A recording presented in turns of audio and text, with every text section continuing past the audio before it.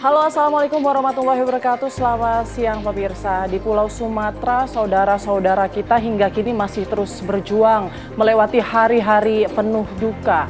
Keluarga terpisah, kemudian rumah mereka juga hanyut.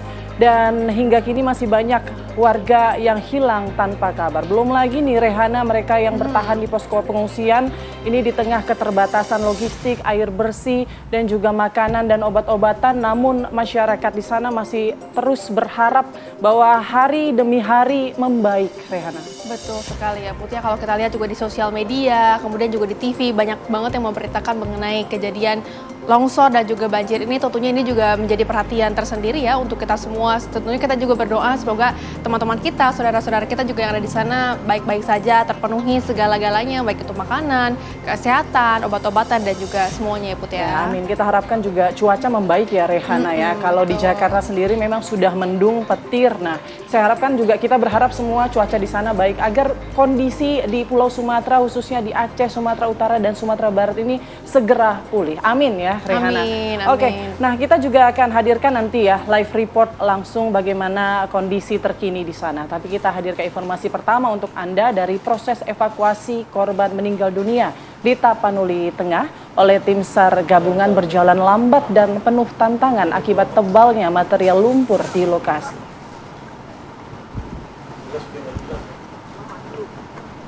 Tim SAR gabungan berjibaku mengevakuasi korban banjir bandang. Adapun pemirsa, kondisi lumpur yang sangat tebal menghambat pergerakan dan memperlambat proses evakuasi.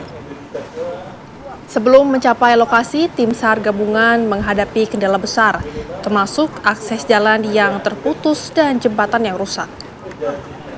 Akibat tidak dapat dilalui kendaraan, tim SAR harus melanjutkan perjalanan dengan berjalan kaki berjam-jam untuk mencapai daerah yang terdampak.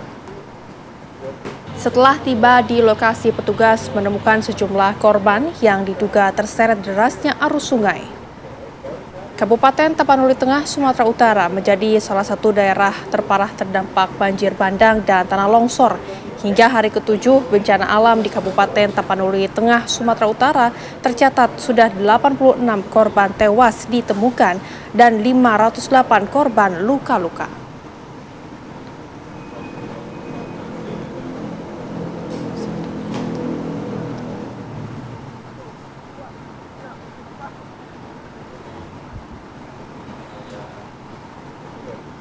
Pemirsa, kedahsyatan bencana banjir dan juga longsor di Tapanuli Tengah, Sumatera Utara terlihat jelas dari dokumentasi yang kami miliki. Ya, perbedaan sebelum dan sesudah bencana tersebut sangat nyata pemirsa dan sulit dipercaya bahwa bencana terjadi di tanah nan hijau.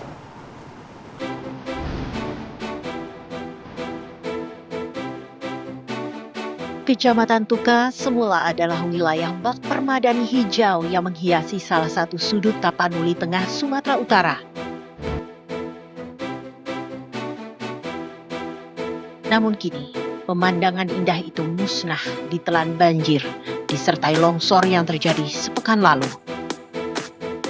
Wilayah yang terkubur bencana di Kecamatan Tuka ini meliputi 4 desa, yaitu Aek Bontar, Tapian Nauli Saur Manggita, Sigiring-giring, dan Saidni Huta Kalangan 2. Petani di sana pun tak cuma kehilangan mata pencaharian. Mereka kehilangan rumah, bahkan keluarga. 50 orang di Tapanuli Tengah ditemukan meninggal dan masih puluhan lagi yang belum ditemukan. Dari Tapanuli Tengah, Sumatera Utara, tim TV One mengabarkan.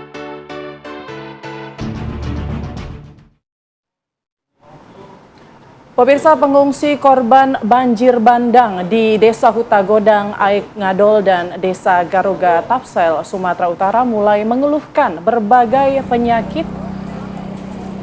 Di antaranya ada penyakit kulit, kemudian juga mereka mengeluhkan luka yang dialami karena terkena material banjir. Ya pemirsa, memang sedikitnya ada 1.500 warga terdampak banjir bandang di Kecamatan Batang Toru, Sumatera Utara kini tinggal di posko pengungsian. Di posko pengungsian ini pemirsa, TNI dan Kodam 1 Bukit Barisan juga mendirikan posko kesehatan untuk membantu korban banjir bandang. Namun, keterbatasan obat-obatan menjadi salah satu kendala ketika tim dokter melayani pasien. Rata-rata warga yang datang berobat mengeluhkan penyakit kulit, ispa, dan luka akibat terkena kayu. Selain keterbatasan obat-obatan, warga juga mengeluhkan kekurangan air bersih, selimut, dan logistik lainnya.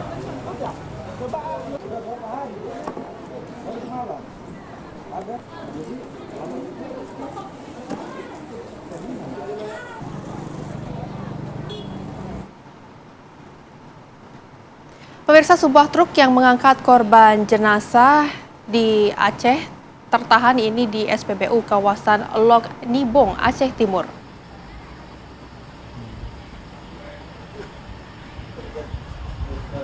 Menurut pengunggah video, jenazah yang diduga satu keluarga tersebut hendak dibawa ke Medan, Sumatera Utara.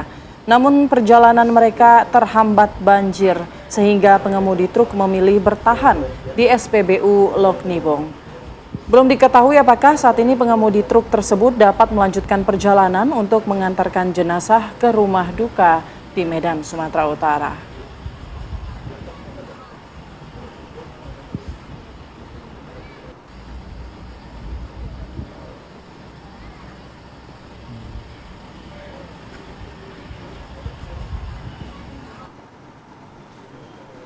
Sejumlah korban banjir disertai longsor yang menerjang Sumatera Utara saat ini sangat membutuhkan pasokan bantuan, terutama pangan.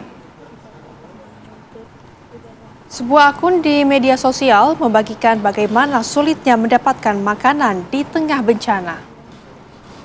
Pemilik akun yang tinggal di Sumatera Utara ini menyebutkan makanan mereka dapatkan dari warga yang tidak mengalami musibah banjir dan longsor.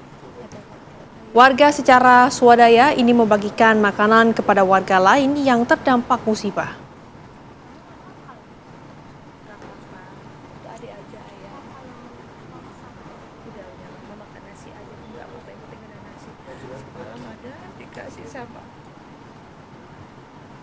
Pemirsa, keluarga yang terpisah ini terus mencari anggota keluarga mereka baik melalui pencarian yang dilakukan secara langsung maupun melalui media sosial.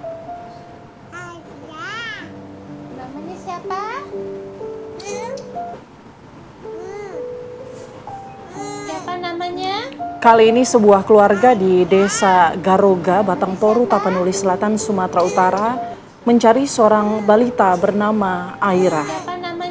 Dalam unggahan di media sosial disebutkan bahwa Aira hanyut di bawah arus deras banjir saat terlepas dari pelukan keluarganya.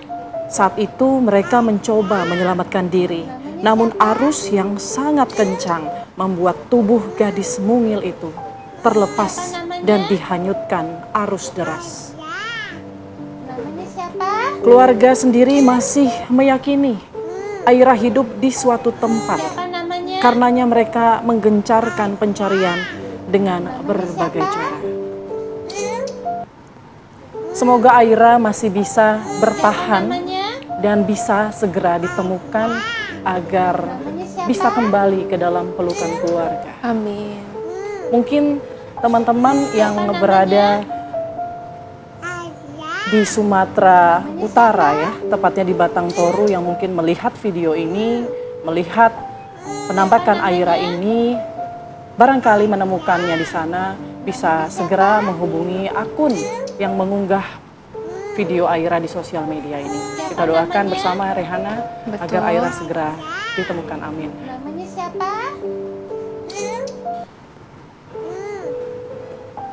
Siapa namanya? Ya pemirsa, untuk menjangkau wilayah yang terputus dan akibat banjir dan juga tanah longsor di Tapanuli Tengah serta sejumlah titik di Medan, TNI mengerahkan pesawat dari Lanut Halim Perdana Kusuma, Jakarta Timur untuk melaksanakan pengiriman bantuan dengan metode airdrop. Langkah ini juga merupakan tindak lanjut atas arahan Presiden Republik Indonesia Prabowo Subianto agar distribusi bantuan dilakukan secepat mungkin.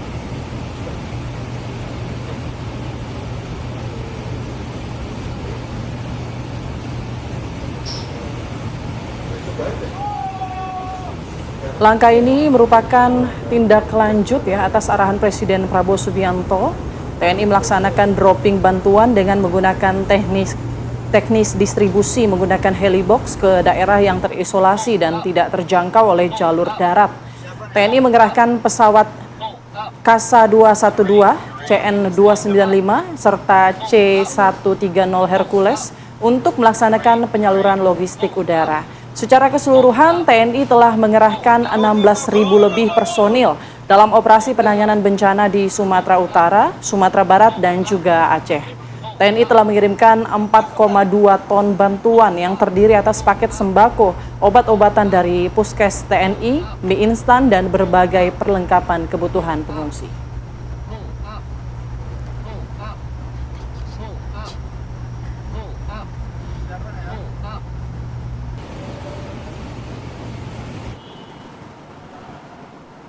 Pemirsa, satu korban meninggal dunia tertimbun tanah longsor di Nagarai, Sinuriuk, Kecamatan Talamau, Kabupaten Pasaman Barat, Sumatera Barat ditemukan. Ya, sedangkan 4 lainnya hingga kini masih dicari. Upaya pencarian korban tanah longsor di Nagari Sinuruik, Kecamatan Talamau, Kabupaten Pasaman, Sumatera Barat masih dilakukan pencarian. Peristiwa tanah longsor ini terjadi pada Jumat pagi pekan lalu saat hujan deras turun lebih dari 24 jam yang beriringan dengan sejumlah bencana yang terjadi di Sumatera Barat. Korban ditemukan dalam timbunan material oleh tim SAR dan langsung dibawa ke puskesmas terdekat. Sebelumnya 6 orang warga tertimbun longsor di daerah ini.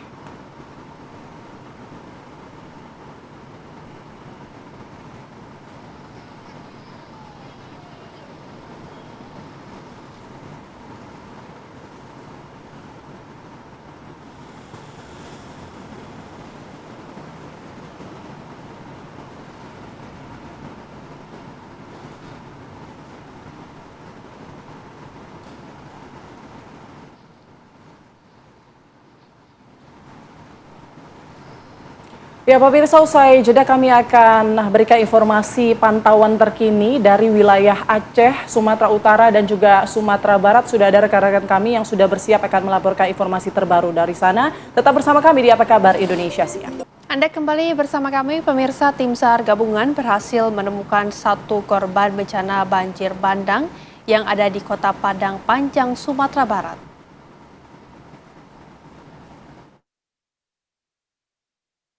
Satu lagi korban akibat banjir bandang di wilayah Padang Panjang, Sumatera Barat berhasil ditemukan. Posisi korban yang berada di badan Batang Anai membuat tim SAR berjibaku selama 5 jam untuk mengevakuasinya. Untuk mengevakuasi korban ke tepi sungai, tim SAR harus menggunakan tali yang disambungkan ke atas jalan lintas Padang Bukit Tinggi.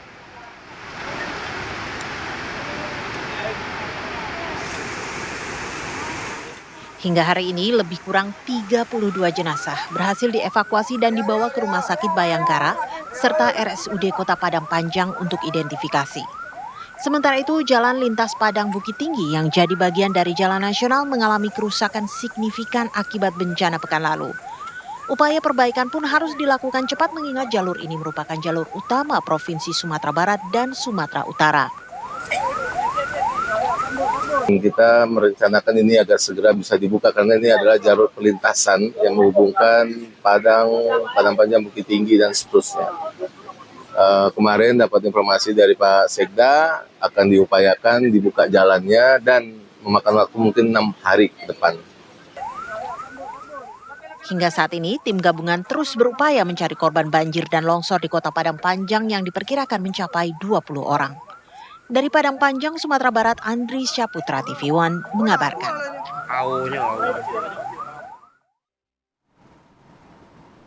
Pemirsa, pasca banjir bandang di sejumlah kecamatan di Agam, Sumatera Barat, hingga saat ini Bupati dari Agam menyebutkan diperkirakan masih ada sekitar 300-an warga yang masih hilang akibat bencana.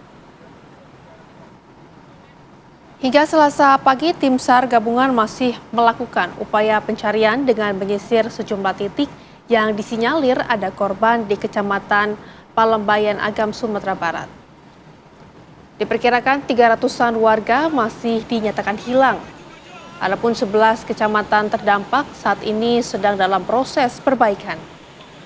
Data tersebut diungkapkan karena ada satu perkampungan yang hampir semua rumahnya hanyut disapu banjir bandang dan longsor.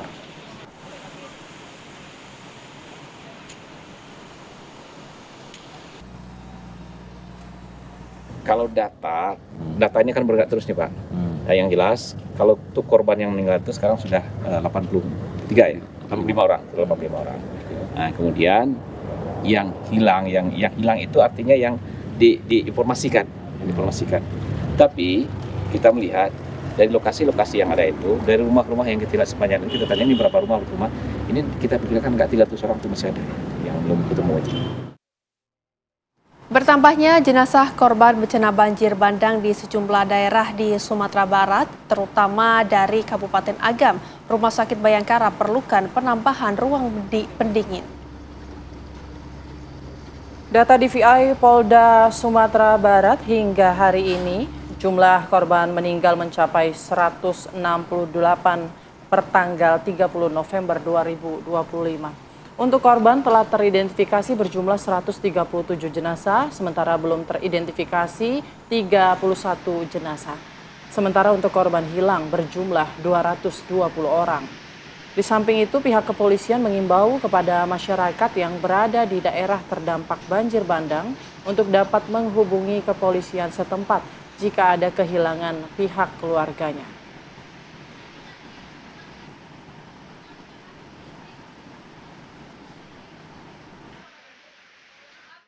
Karena ketahui bahwa jenazah yang di Rumah Sakit Polri cukup banyak dan ada yang berapa kali dititipkan di rumah sakit terdekat yang ada di sini. Namun sudah penuh, tentunya ini akan kami manfaatkan sebaik mungkin.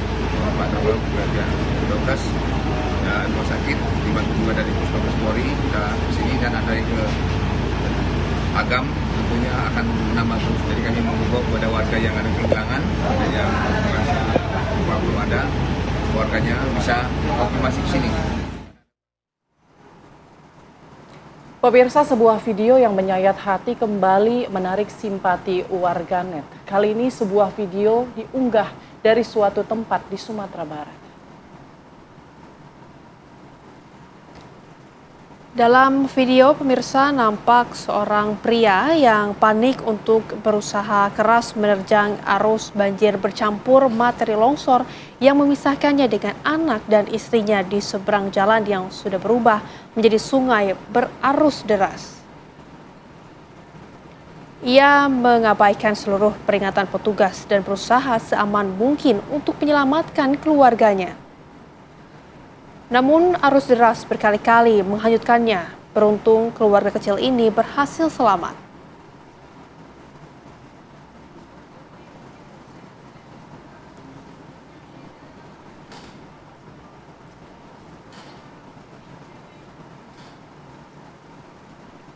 Sesaat setelah bencana tanah longsor disertai banjir di Agam, Sumatera Barat, pemirsa, ini diketahui warga bahu-membahu untuk melakukan penyelamatan.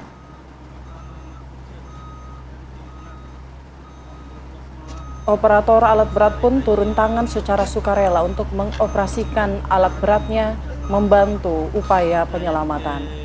Warga berhasil menemukan seorang anak kecil dari timbunan lumpur. Anak kecil tersebut ditemukan dalam kondisi selamat, namun dalam keadaan lemas. Alhamdulillah selamat umur 3 tahun.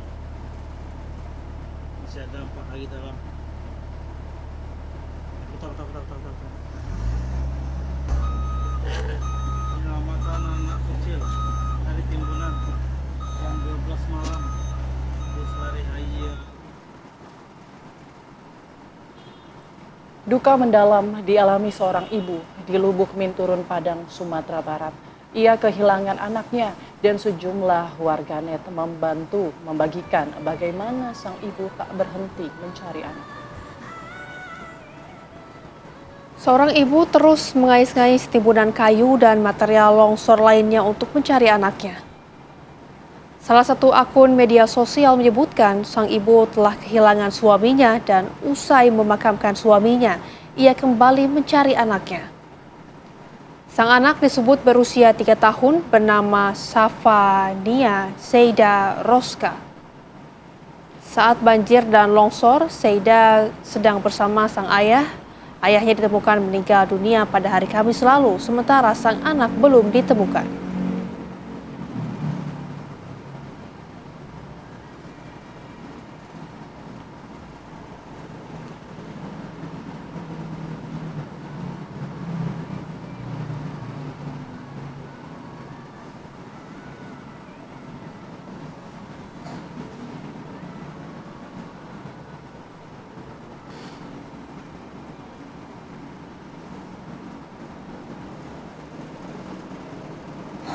Seorang guru di Padang Panjang, Sumatera Barat membagikan momen terakhirnya pemirsa bersama dengan salah satu murid yang disayanginya.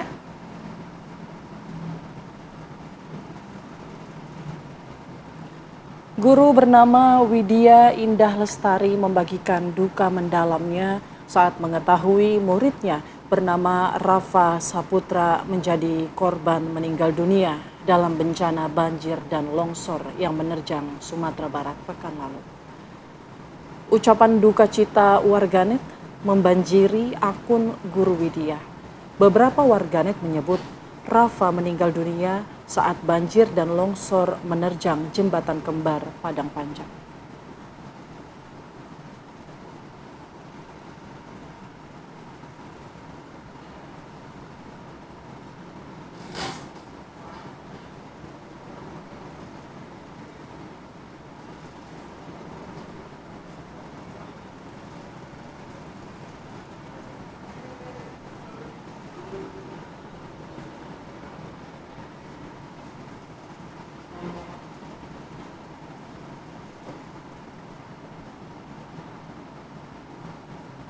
Ya, lalu bagaimana penanganan korban dan upaya pembukaan akses jalur yang masih tertutup di sejumlah wilayah bencana? Kita tanyakan kepada rekan-rekan kami di sana. Ada Hafsah Safira di Padang, Sumatera Barat, dan juga ada Andri di Padang Panjang, Sumatera Barat, serta Nofri Afandi di Tapanuli Selatan, Sumatera Utara.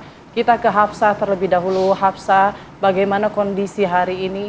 Pantauan Anda di tempat Anda saat ini?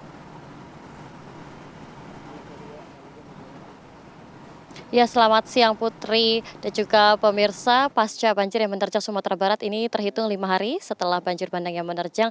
Kini dari Pemprov setempat fokus dalam proses evakuasi dan juga penyaluran logistik ke wilayah-wilayah yang terdampak, terkhusus wilayah yang masih belum mendapatkan akses secara darat begitu atau terisolir. Kalau dari pantauan kami pada hari ini memang dari pemerintah pusat akan membagikan bantuan yang akan dikoordinasikan kepada BNPB, kemudian Basarnas dan juga TNI menggunakan helikopter, di mana bantuan ini nantinya akan langsung ditujukan ke daerah terisolir, diantaranya Kabupaten Padang Pariaman, kemudian Maligi dan Talamau yang berada di Kabupaten Pasaman Barat, kemudian juga di Kabupaten Pesisir Selatan dan Kecamatan Palembayan di Kabupaten Agam. Dikarenakan memang akses di wilayah yang tadi sudah saya sebutkan itu masih belum ada jalan utama atau versi darat yang dapat ditinjau langsung, sehingga memang bantuan akan dikerahkan dengan menggunakan helikopter. Setidaknya di sini sudah ada 4 helikopter yang siap untuk mendistribusikan bantuan. Sebanyak 2 ton bantuan nantinya akan didistribusikan, diantaranya ini ada sembako seperti beras, gula, air minum, kemudian juga alat ibadah serta perlengkapan bayi yang nantinya akan langsung didistribusikan di wilayah terdampak dan juga terisolir. Demikian yang bisa kami sampaikan. Baik, Hafsah, lantas bagaimana dengan kondisi para korban yang ada di sana? Sudahkah mendapatkan bantuan obat-obatan dan juga peralatan sekolah yang hari kemarin juga Anda sudah sampaikan jika warga di sana juga mengeluhkan bahwasannya peralatan sekolah ini menjadi salah satu bantuan yang paling banyak diperlukan di sana?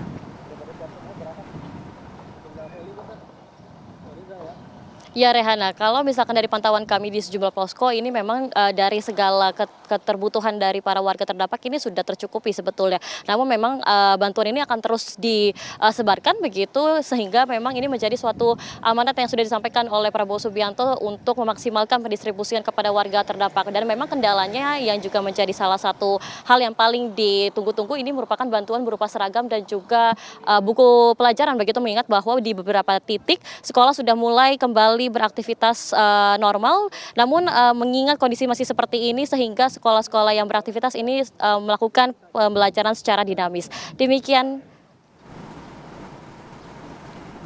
Baik, kita bergeser ke rekan Andri di Padang Panjang. Bagaimana dengan dampak bencana banjir dan longsor di sana hari ini, Andri? Ya, Rehana, dapat saya laporkan bahwa saya berada sekarang di lokasi utama longsor dan banjir yang ada di Kota Padang Panjang, tepatnya di Jembatan Kembar, Kecamatan Selayo, wilayah bawah Kota Padang Panjang. Bahwasanya tepat di belakang saya itu adalah lokasi tebing yang runtuh dan ini yang menyebabkan gambar bekas warga yang berada yang berada di belakang saya ini sekitar 30-an kakak rumahnya hancur dan menyebabkan korban jiwa juga. Nah, tepat di depan saya adalah Jembatan Kembar. Nah, di Jembatan Kembar ini lokasi biasanya digunakan pengendara sebagai rest area. Di pada saat kejadian itu di rest area atau di musala di depan saya itu banyak warga, banyak pengendara yang berteduh di sini. Jadi makanya warga yang berteduh di sini juga menjadi korban banjir longsor dan banjir bandang yang melanda di Kota Padang Panjang ini. Untuk update terbaru bahwasanya sudah 32 korban yang ditemukan dan sudah teridentifikasi yang dilakukan di RS Bayangkara Kota Padang. Saat sekarang ini pihak tim SAR gabungan juga masih melakukan pencarian. Sejauh ini masih ada 40 korban hilang dan salah satunya juga ada warga negara asing yaitu warga negara Malaysia yang diduga juga ikut menjadi korban dalam bencana ini. Namun Pemko Padang Panjang masih memastikan bahwasanya si warga negara asing ini apakah pada saat kejadian itu ikut di dalam mobil yang dia tumpang itu atau tidak. Ya, pihak Pemko Padang Panjang masih melakukan pencarian sedetail-detail mungkin untuk mencari keberadaan warga negara asing. Begitu, Ayana. Baik, lantas apa kendala ini dari yang pencarian korban di lokasi Anda? Mungkin bisa Anda kabarkan kepada kami? Ya, kendala untuk saat sekarang ini bahwasanya di jalur ini sudah dibersihkan untuk sementara waktu, sudah bisa dilewati oleh kendaraan. Beberapa masih di sore di depan saya ini menuju ke arah Padang Pariaman yang mana beberapa titik itu terjadi longsor yang memutuskan badan jalan, yang mana jalur ini jalur lintas Sumatera Padang Bukit Tinggi dan Bukit Tinggi atau sebaliknya Bukit Tinggi menuju Padang. Jalur ini putus total. Jalur ini masih dikerjakan oleh pihak Badan Jalan Nasional. Target yang mereka kerjakan nantinya sekitar 5 hari ke depan. Jalur ini diprediksikan bisa dilewati oleh kendaraan roda 2 maupun roda 4. Namun 5 hari ke depan ini masih tidak dibuka untuk umum. Masih untuk kendaraan yang darurat saja, seperti mungkin bantuan logistik atau kendaraan warga yang melintas keperluan pendidikan, keperluan logistik dan sebagainya. Baru sekedar itu. Baik Andri, proses pencarian korban hilang masih dilakukan terkhusus di Jembatan Kembar. Lalu bagaimana di Tapanuli Selatan, Nofri Afandi, penanganan bencana hingga hari ini? Ya baik Putri dan juga pemirsa, saat ini memang proses evakuasi maupun pembersihan material banjir bandang berupa lumpur dan gelondongan kayu masih terus dilakukan. Dan saat ini memang tadi tim dari Detasmen K9 Anjing Pelacak juga membantu tim SAR gabungan untuk mencari korban hilang maupun korban yang tertimbun material banjir bandang yang diketahui medannya ini cukup berat karena banyak sekali gelondongan kayu dan lumpur ataupun tanahnya cukup tebal. Dan saat ini pemirsa ada yang unik dan ini kita bisa tunjukkan di belakang saya merupakan salah satu masjid di Desa Garoga, Masjid Taqwa, yang masih berdiri kokoh, tapi dari dalam tadi kami melihat banyak sekali gelondongan kayu yang berada di dalamnya dan merusak dinding-dinding masjid. Dan saat ini tengah dibersihkan oleh tim dari personel Polres Tapoli Selatan. Dan saya akan berbincang dengan Kapolres Tapoli Selatan AKBP Yon Edi Winara. Bapak, selamat siang. Selamat siang. Ya Pak, ini bisa jelaskan Pak mengenai pembersihan material banjir bandang hari ini dan evakuasi yang dilakukan? Ya, jadi sejak awal kita ketahui adanya bencana alam ini, kita mapping di beberapa titik di wilayah Tapanuli Selatan dan di desa Garoga ini yang terparah. Dan terdampak ada 4 desa di sini, Batu Horing, Huta Godang, Aik Ngadol, dan ini Garoga. Ada perubahan posisi juga, yang awalnya sungai di jembatan jadi berpindah tempat. Sampai dengan hari ini upaya-upaya yang kami lakukan maksimal, pemberian bantuan, evakuasi, penyelamatan terhadap harta benda, menjaga sampai malam, mendirikan posko kesehatan, memberikan layanan pada masyarakat, termasuk bagaimana upaya kita menggerakkan potensi-potensi yang ada, terutama alat-alat berat, untuk menggeser material-material yang sangat besar di sini dan sulit dibersihkan. Baik Pak, ini kan banyak sekali gelondongan kayu Pak, terutama ini tadi kita lihat di belakang, tim sedang membersihkan areal masjid, banyak sekali gelondongan kayu. Bisa diceritakan Pak, seperti apa kesulitan yang dihadapi? Kesulitan pastinya kita membutuhkan juga alat yang sesuai ya untuk clearing daerah, pembersihan. Kalau kesulitan pasti kita butuh alat berat yang banyak. Kemudian selain pembersihan secara manual, kita geser dulu yang besar-besar. Hanya itu saja kesulitannya. Baik Pak, ini kan hari ke-8 pasca kejadian. Bagaimana arus jalur yang bisa dilalui yang sempat tertutup Pak ini? Itu sebetulnya jalur baru yang terbentuk karena air. Kita sudah sempat sama Brimob untuk membuat jembatan darurat, namun juga karena sempat naik debit airnya, kapasitasnya, kemudian terbawa hanyut kembali dan tidak bisa dilewati. Dan itu perlu kita jaga, kita tidak tahu kapan ada banjir susulan, sehingga nanti malah timbul masalah baru. Nah, jadi kita minimalisir resiko-resiko yang ada. Baik Pak, saat ini bisa dijelaskan Pak, berapa jumlah korban meninggal dunia yang sudah berhasil dievakuasi oleh tim gabungan di lapangan? Menurut data kami sekitar 75 orang. 75 orang. Wilayah Tapoli Selatan? Ya, 75 orang terbagi beberapa kecamatan, yang paling parah di sini 43 diantaranya. Tapi itu data masih fluktuatif, karena kita input data dan sinkronisasi data dengan beberapa tim termasuk data dari Pemkab. Dari posko yang disediakan ada tidak keluarga korban yang memberikan data nama untuk korban hilang ataupun belum ditemukan? Ada sekitar 9 orang. 9 orang. Kami juga input dari sosmed, dari WA, segala sumber informasi apapun kita tidak lanjutin. Termasuk kita ketahui adanya informasi-informasi baru di daerah yang terisolir. Selain di daerah sini, yang berada di pegunungan, yang jalan longsor belum dapat dibersihkan atau belum dilalui. Hari ini kita sudah tembus untuk bantuan-bantuan, terutama makanan, sembako, pakaian bekas, dan obat-obatan.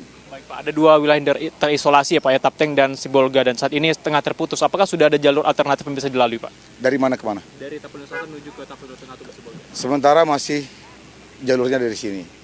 Jadi kalau memang kita mau nyebrang, ya tidak dapat membawa kendaraan.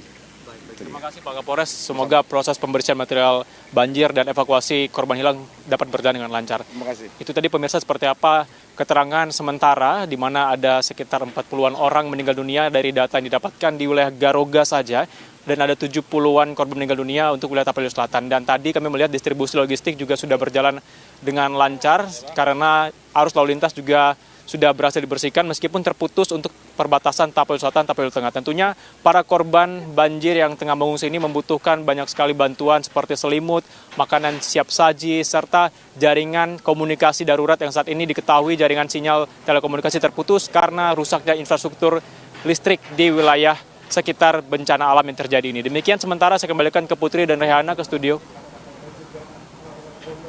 Baik, terima kasih atas laporan Anda, Nopri Afandi dari Tapanuli Selatan, dan sebelumnya ada Andri Syaputra dari Sumatera juga, dan kemudian juga ada Hafsyah Syafira yang berada di Padang. Terima kasih atas laporan Anda rekan-rekan semua, selamat kembali bertugas, jaga kesehatan dan juga keselamatan selalu di sana.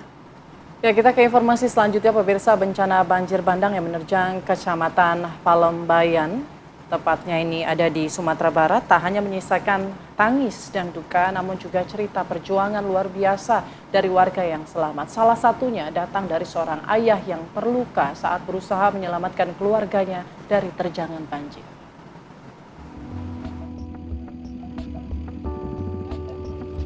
Andre Fernandes, salah satu warga selamat dari banjir bandang di Nagari Salareh Aya, Kecamatan Palembayan, Kabupaten Agam, Sumatera Barat. Andre yang saat itu berada di rumah terkejut ketika air bah tiba-tiba datang dan menghantam permukiman. Ia langsung berlari keluar menyelamatkan diri meski dalam kondisi terjepit derasnya arus. Namun ia kembali lagi ke rumah demi menjemput keluarganya, anaknya yang masih berusia 1 tahun, serta istrinya yang terperangkap di dalam rumah. Meski kesakitan akibat luka di kaki, Andre berhasil membawa keluarganya keluar menuju tempat aman. Ini kenanya di mana, dah? Dijepit pintu sama kursi. Sama kursi. Keluarga bagaimana kondisi? Keluarga orang tua masih dirawat di Lubuk Baso. Oh, masih dirawat. Anak-anak? Anak alhamdulillah masih selamat sampai sini. Evakuasi kemana waktu itu? Bantu-bantu yang bisa dibawa keluar. Ditarik keluar, lari kemana dah? Lari ke arah yang ke bawah. Oh, lari ke bawah. Setelah nyampe di aspal, berusaha lari ke sawah sana. Oh, dari sawah. Berarti Yang kaki. menjauhi bencana. Kini Andre berjalan dengan bantuan kursi sebagai penopang akibat luka serius di kakinya. Sementara orang tuanya masih dirawat di Rumah Sakit Lubuk Basung. Dari Kabupaten Agam, Sumatera Barat, Donald Caniago, TV One mengabarkan.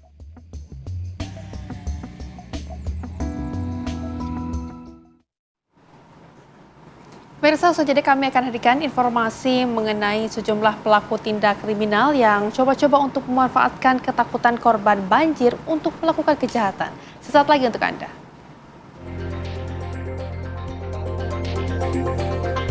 Anda kembali di Apa Kabar Indonesia Siang, pemirsa. Ratusan warga di Kecamatan Merede, Kabupaten Pidijaya, Aceh berbondong-bondong mencari dataran tinggi setelah mendengar informasi hoax pasangnya air laut.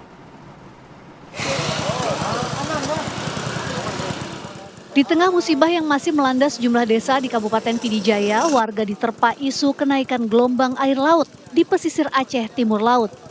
Sekitar pukul 12:20 malam, sejumlah warga dan pengungsi dari sejumlah desa seperti Mayangcut, Berang, Dayahkrut berlarian menuju desa Blang Awe untuk menyelamatkan diri. Kami lagi tidur di gedung serbaguna. Kebetulan ada banyak kendaraan lari berteriak, air laut naik. Kami panik, ambil Honda. Kebetulan ada Honda udah bagus, ikut lari.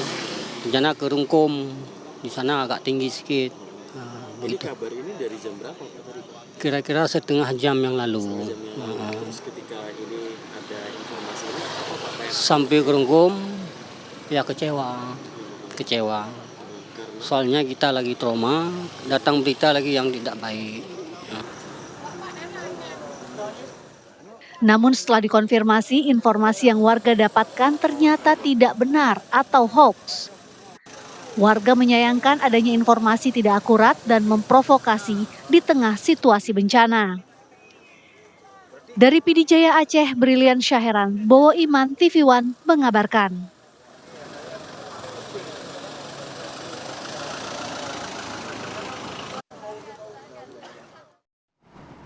Pemerintah Kabupaten Aceh Timur terus melakukan terobosan agar akses ke daerah terisolir ini dapat segera teratasi. Bupati Aceh Timur Iskandar Usman Al-Farlaki melakukan rapat koordinasi bersama tim dari BNPB Pusat. Hal itu dilakukan untuk mencari terobosan dan solusi agar pemerintah dapat menjangkau 3 kecamatan yang terisolasi tersebut.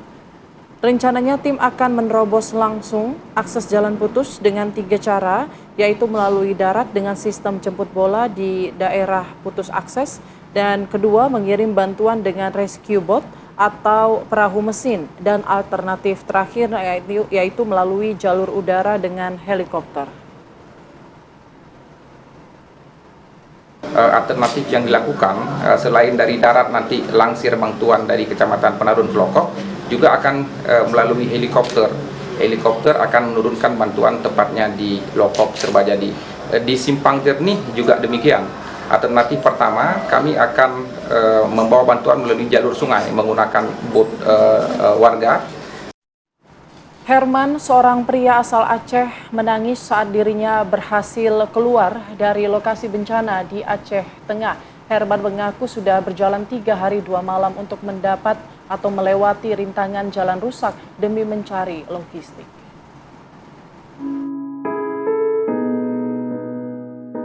Akses darat di Aceh Tengah putus total.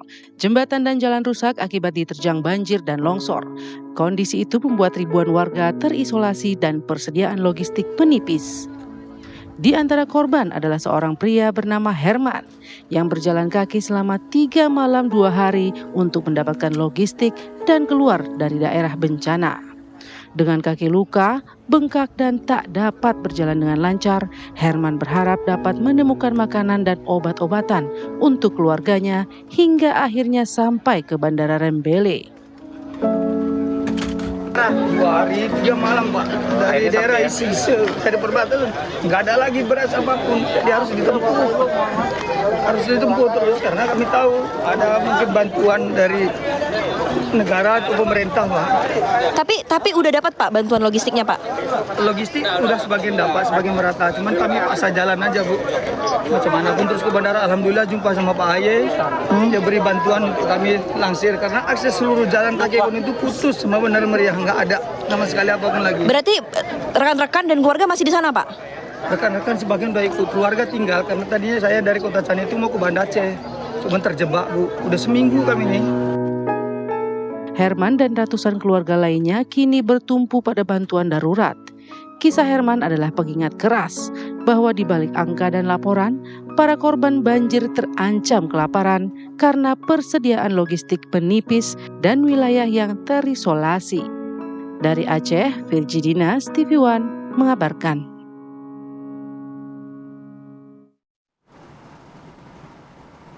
Lagi-lagi kabar menyayat hati datang dari para korban banjir dan tanah longsor yang ada di Sumatera Utara. Kali ini keluarga di Aceh Tamiang mencari anak mereka yang hilang saat bencana.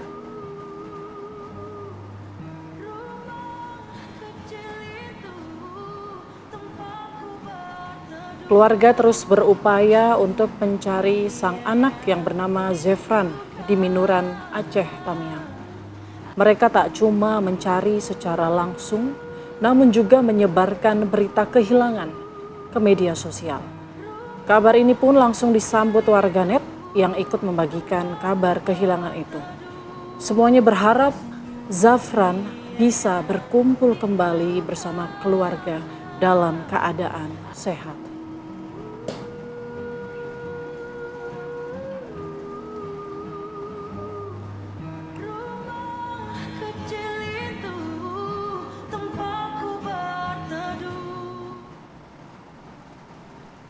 Ya, kami ajak Anda pemirsa untuk melihat bagaimana situasi terkini di pasca bencana banjir dan longsor di Aceh. Sudah ada rekan kami Ilham Zulfikar di Aceh Timur.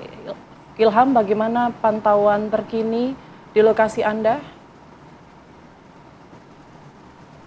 Ya, dapat saya kabarkan mana situasi dan kondisi di Kabupaten Aceh Timur ini. Dari hari pertama itu sebanyak 24 kecamatan Kabupaten Aceh Timur terkena banjir.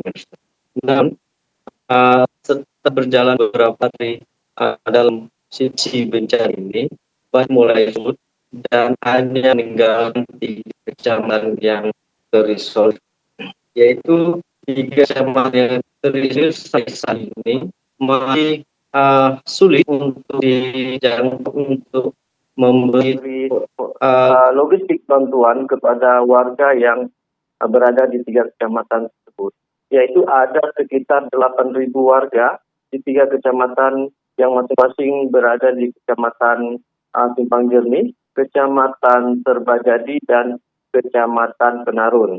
Ya, pemirsa dapat saya kabarkan juga di mana semenjak terjadi bencana banjir yang melanda Kabupaten Aceh Timur ini, selama 8 hari mereka belum sama sekali tersentuh bantuan makanan maupun logistik lainnya. Dan mereka dikabarkan untuk saat ini dalam kondisi kelaparan dan berharap sangat kepada pemerintah untuk dapat segera mencari solusi agar bantuan logistik makanan dapat disalurkan ke kecamatan-kecamatan tersebut. Ya. Baik, nampaknya salah satu daerah di sana juga masih belum mendapatkan bantuan. Terima kasih Ilham Zulfikar atas laporan Anda langsung dari Aceh Timur. Selamat kembali bertugas, jaga kesehatan selalu di sana. Ya, kita harapkan bersama pemirsa keluarga yang terpisah ini segera ditemukan, data-data seperti anak-anak hilang tadi juga bisa ditemukan dalam kondisi selamat, semua bisa kembali berkumpul, dan kondisi di Sumatera Utara, Sumatera Barat dan juga Aceh untuk segera pulih. Amin ya robbal alamin. Dan kita jeda terlebih dahulu pemirsa. Usai jeda kita hadirkan informasi dari Menteri Koordinator Pemberdayaan Masyarakat Muhaimin Iskandar yang menyoroti bencana yang terjadi di berbagai daerah di Indonesia. Usai jeda kami akan kembali, tetap bersama kami di Apa Kabar Indonesia Siang. Anda kembali di Apa Kabar Indonesia Siang, pemirsa. Menteri Koordinator Pemberdayaan Masyarakat Muhaimin Iskandar menyoroti bencana yang terjadi di berbagai daerah di Indonesia. Caimin mengirimkan surat resmi kepada 3 menteri, yaitu Menteri Kehutanan, Menteri SDM, dan Menteri Lingkungan Hidup untuk melakukan evaluasi total sebagai bentuk taubatan nasuha. Ya, seruan itu juga disampaikan saat membuka workshop Kepala Sekolah Program SMK Go Global di Bandung, Jawa Barat, Senin 1 Desember 2025. Kirim surat ke Menteri Kehutanan, ke Menteri SDM, ke Menteri Lingkungan Hidup untuk bersama-sama evaluasi total seluruh kebijakan, policy, dan langkah-langkah kita sebagai wujud komitmen dan kesungguhan kita sebagai pemerintah. Bahasa NU-nya taubatan nasuha.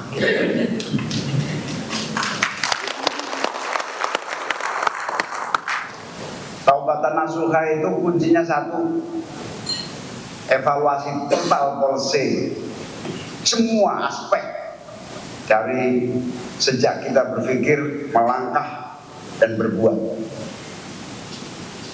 Kiamat bukan sudah dekat, kiamat sudah terjadi akibat kelalaian kita sendiri.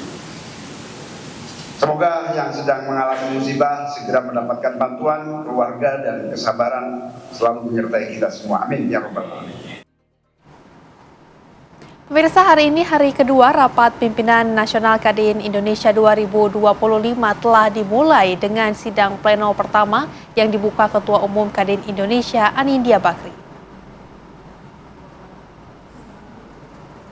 Total pemirsa ada 3 sidang pleno yang akan digelar hari ini, termasuk pemaparan materi dari sejumlah menteri.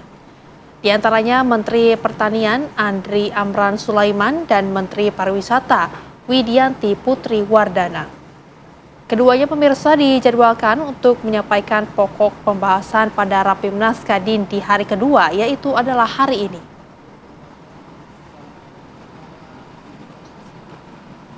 Hari ini kita mulai dengan sidang pleno pertama yang sedang berlangsung. Penetapan jadwal acara, penetapan tata tertib, lalu laporan Ketua Dewan Usaha Kadin Indonesia atau yang mewakilkan, laporan Ketua Dewan Pertimbangan Kadin Indonesia, penyerahan laporan kegiatan 2025 dan rencana program 2026, dan laporan Ketua Umum Kadin Indonesia.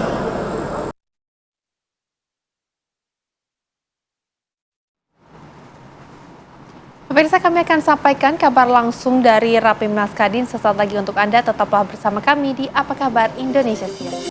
Anda kembali bersama kami di Apa Kabar Indonesia Siang. Pemirsa, hari ini merupakan hari kedua dari Rapimnas Kadin Indonesia. Untuk mengupdate informasi terkini dari Rapimnas Jakarta, sudah ada rekan kami, ada Faisal Rinaldi. Faisal, apa agenda utama hari ini? Silakan laporan Anda. Ya, Rehana, Putri, dan juga pemirsa, sesaat lagi akan ada agenda sidang pleno ketiga di Rapimnas Kadin Indonesia 2025. Di mana di sidang pleno ketiga ini, Rehana dan juga Putri, bahwa memang ada 2 agenda penting. Yang pertama adalah laporan dari sidang komisi, dan juga nanti juga akan ada hasil daripada Rapimnas Kadin Indonesia 2025.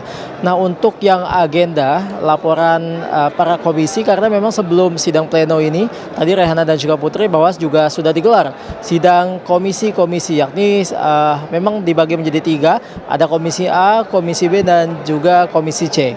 Di mana sidang komisi A tadi membahas terkait dengan keorganisasian, kemudian komisi B membahas terkait dengan program kerja, Kemudian Komisi C membahas terkait dengan rekomendasi atau pokok-pokok pikiran. Nah, ketiga komisi tersebut nantinya akan membuat atau menyampaikan laporannya atau setidaknya terkait dengan hasil sidang komisi mereka masing-masing di sidang pleno ketiga yang sesaat lagi akan dimulai. Kemudian dapat kami informasikan pula, Rehana, Putri, dan juga pemirsa, memang sidang pleno ini tadi rencananya akan dimulai sekitar pukul 2 siang atau pukul 14.00 waktu Indonesia Barat dan kurang lebih akan berjalan selama 1 jam. Setelah sidang pleno ketiga ini barulah kita akan memasuki acara penutupan Rapimnas Kadin Indonesia 2025. Di mana nanti di acara penutupan setelah sidang pleno ini akan ada berbagai rangkaian pula seperti misalnya laporan dari panitia Rapimnas Kadin Indonesia 2025, kemudian juga nantinya akan ada sambutan penutup dari Ketua Umum Kadin Indonesia Anindya Bakri, kemudian juga memang ada beberapa sambutan penutup lainnya seperti misalnya ada dari Menteri Investasi dan juga Hilirisasi Rosan Roslani, kemudian juga Menteri SDM Bahlil Lahadalia dan lain sebagainya. Namun apakah Menteri Investasi dan juga Menteri SDM ini akan hadir, nanti akan kami informasikan lebih lanjut kepada Anda terkait dengan acara atau kelanjutan dari Rapimnas Kadin Indonesia 2025.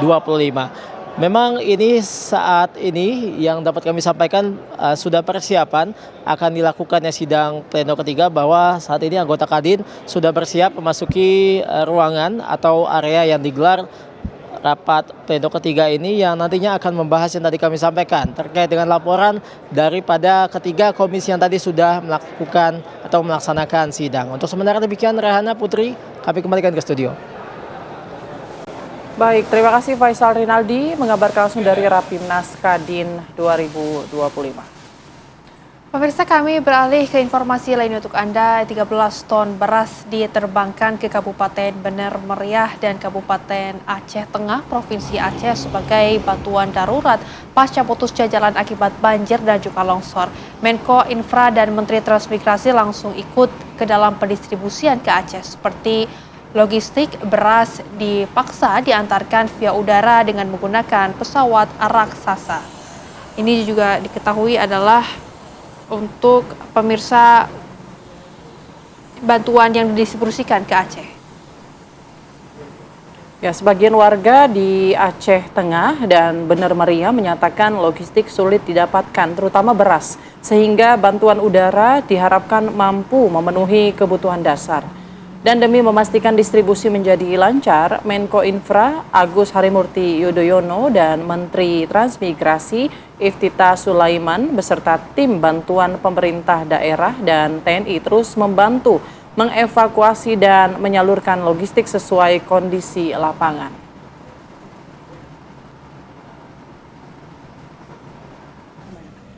Iya, selama 2-3 hari terakhir ini kami berada di Sumatera Utara untuk memastikan bantuan logistik untuk masyarakat yang terdampak bencana di 3 provinsi, Aceh, Sumatera Utara, dan juga Sumatera Barat, di mana salah satu base-nya adalah di Medan, di Polonia.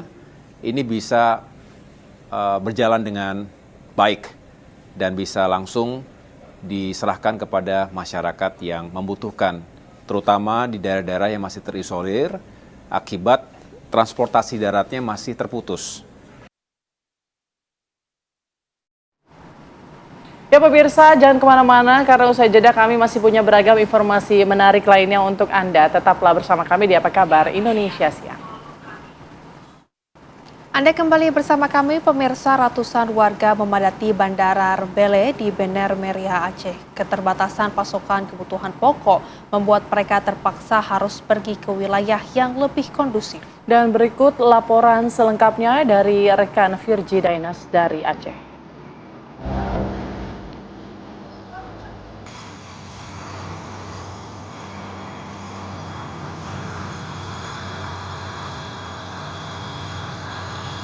Sejumlah warga memadati Bandara Rebele di Bener Meriah Aceh. Mereka datang dengan harapan ada penerbangan bantuan yang dibuka agar bisa meninggalkan wilayah terdampak bencana Aceh menuju sejumlah kota yang kondusif.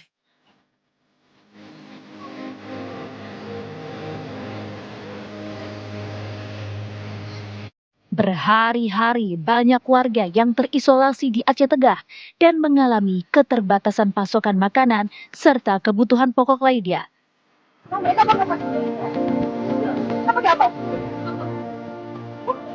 Sebagian warga yang beruntung sudah berhasil meninggalkan Aceh Tengah dengan naik pesawat Hercules milik TNI AU bersama dengan Menteri Transmigrasi dan Menko Infrastruktur yang juga terlibat dalam upaya pendistribusian logistik jalur udara.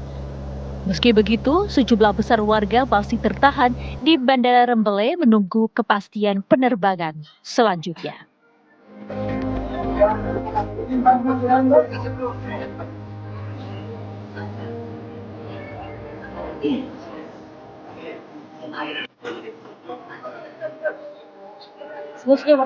Ya pemirsa, saat ini saya berada di Bandara Rembele, tepatnya di Provinsi Aceh. Bandara ini ramai sekali, banyak sekali masyarakat yang menunggu ke sini untuk berangkat sama-sama, tepatnya ke Provinsi Aceh Kota melalui Medan nantinya. Nah, kita langsung tanyakan saja pada warga yang terdampak ini kira-kira bagaimana nanti mereka bisa sampai ke sana, karena memang akses jalan menuju ke kota ini semuanya terputus karena bencana alam yang terjadi.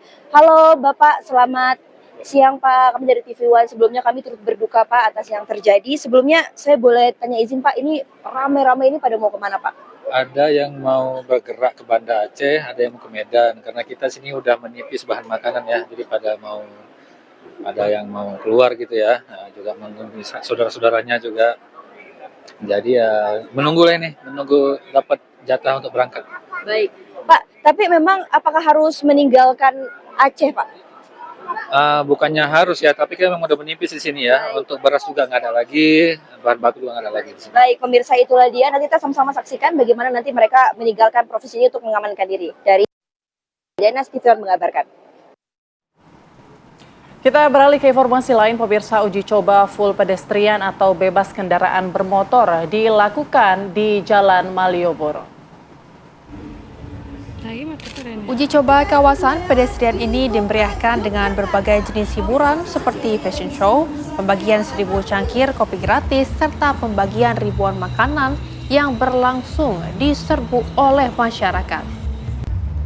Serangkaian acara tersebut didirikan untuk menunjukkan bahwa kawasan Malioboro dengan wajah baru ini dapat digunakan untuk aktivitas apapun. Tak hanya itu, sejumlah orang berpakaian adat Jawa melakukan prosesi sakral di titik 0 km Yogyakarta. Uji coba kawasan pedestrian ini dilakukan mulai tanggal 1 hingga 2 Desember 2025, sejak pukul 8 pagi hingga pukul 12 tengah malam.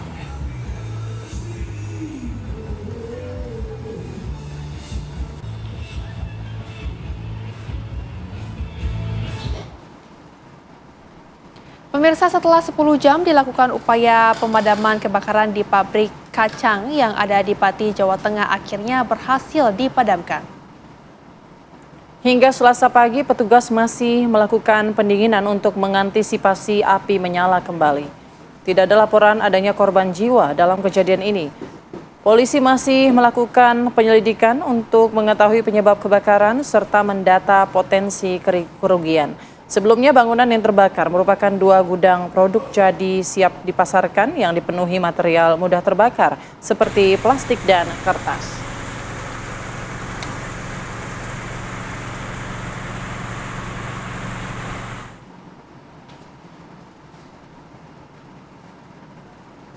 Ya, informasi penutup tadi sekaligus mengakhiri jumpa kita di Apa Kabar Indonesia Siang. Saya Putri Windasari. Dan juga saya Rehana Mejia, mewakili segenap yang bertugas izin pamit undur diri. Terima kasih dan sampai jumpa.